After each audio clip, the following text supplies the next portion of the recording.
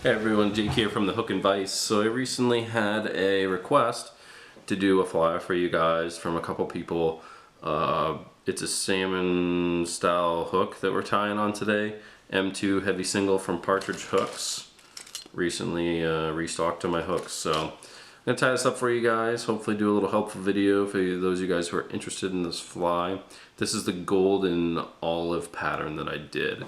You can tie this in many different variations. I've tied black ghost variations on a salmon hook like this as well. So sky's the limit with these. So the one we're going to be doing today is the golden olive. So I'm using an olive UTC 140 denier thread here, starting it right behind that upturned eye that we have, laying down a nice thread base, cut out our excess here, and just kind of work my thread back. I'm going to work it back right to about where the bend is, or right where it starts, and that's where we'll put in our tail. I just use hackle fibers from a saddle feather, and I just strip them right off the stem.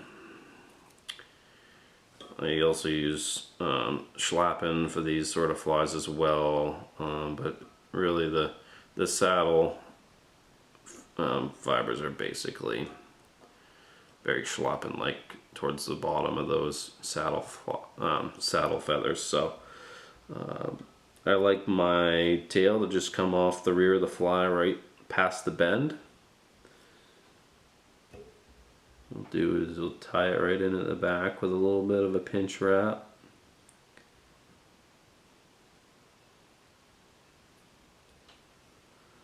Just like that.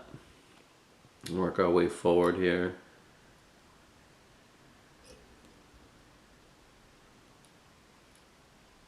Just kind of clean up the hook shank here.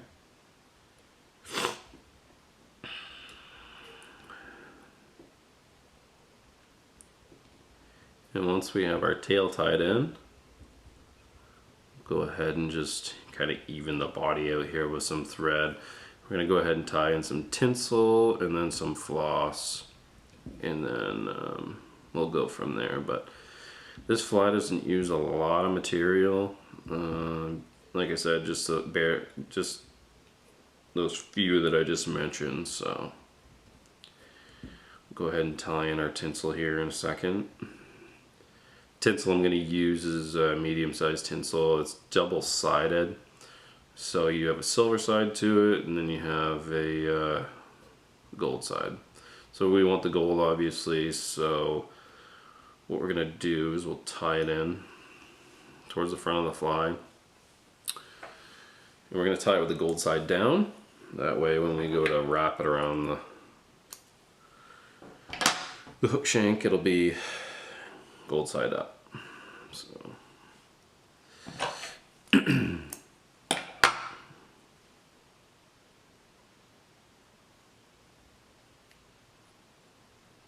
ahead and tie that in right along the hook shank here.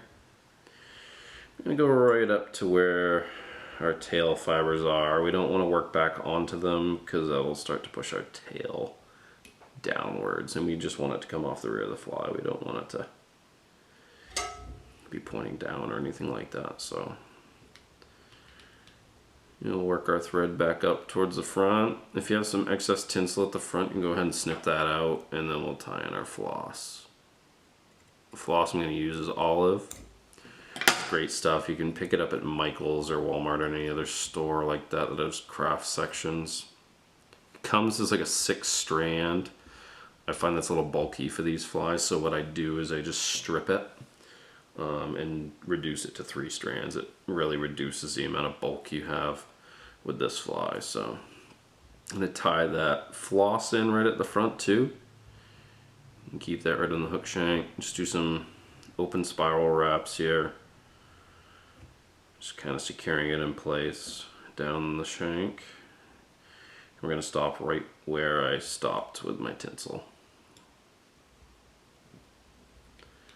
and then bring my thread back forward. Just trying to keep my body as even as I can. It's going to help when I go to wrap my tinsel. Alright, so we're going to do the floss first. And you can obviously use a rotary function on your vise for this too if you want. I just find I can get a little more control and get some really nice wraps that are nice and touching if I just do it by hand. So, not a big deal. You can obviously do however you're comfortable. Nice touching wraps towards the front, towards the hook eye, and then we'll secure it once we get up to the front here.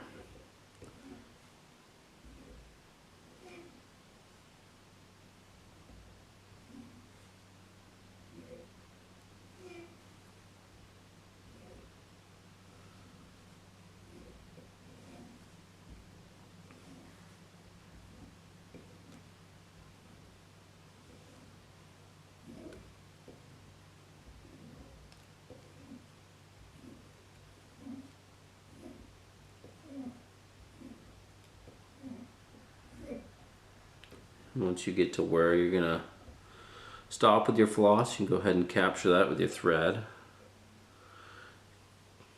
Couple wraps to secure it, pull it back and tie in front of it, and then you can go ahead and snip out any excess that you have.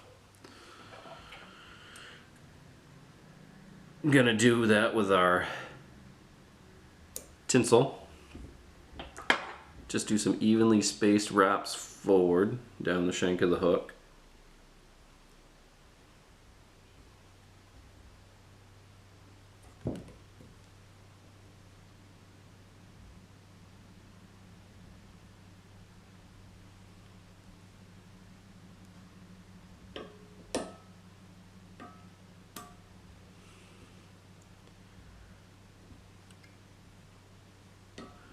Once you get to a spot where you're comfortable, you can go ahead and capture your tinsel, same spot. Couple turns in front, some in behind it. Go ahead and snip out your excess here.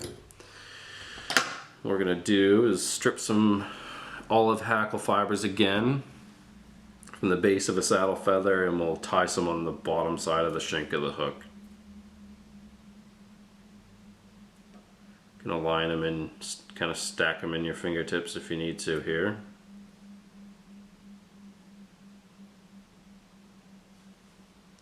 And we'll just tie those kind of right underneath here. Just do a light little pinch wrap, and then you can kind of adjust them if you need to, or recenter them on the bottom of the hook shank sort of thing. Once you get those in place, you can go ahead and cut out your excess at the front. And then what we'll do is we'll get a couple hackle fibers that kind of match up here and strip them out and tie them right in on the top of the shank.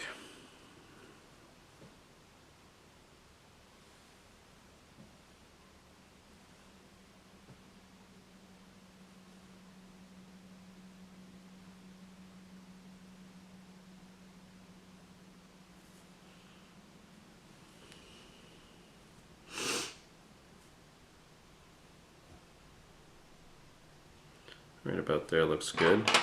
I'm going to trim these and just expose some stem, and we'll tie them right in on the top here. About the same length as your tail coming off the rear of the fly, or a little bit longer is appropriate.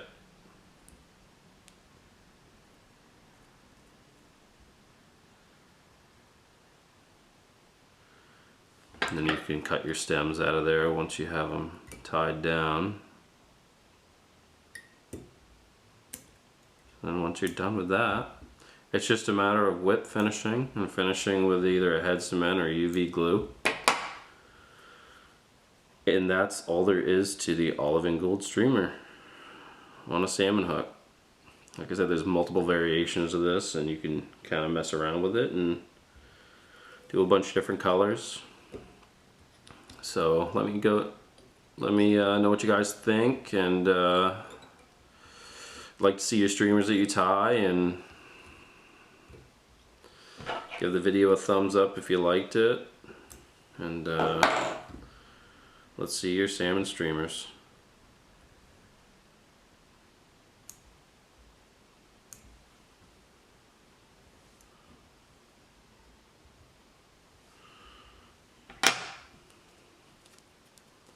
I'm going to give this a quick hit with some Raid Zap and call it good. Thanks guys, hopefully this helped you a little bit. For those of you who are kind of wondering how to tie this fly, this is how I do it. And you can add your own spin on it by any means, so have fun. Thanks guys.